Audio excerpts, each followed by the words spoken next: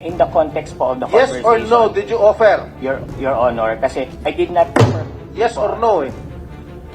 Tinuruan po niya ako kung paano po gamitin.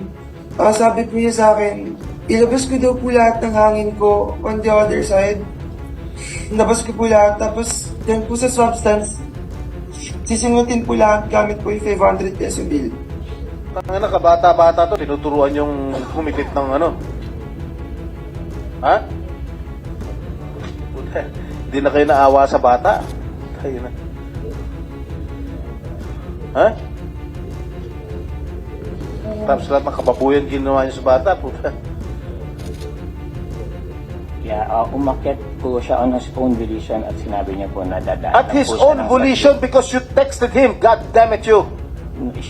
Your Honor, with all due respect po, he said po, akyat po siya, dadaan po siya sa gate.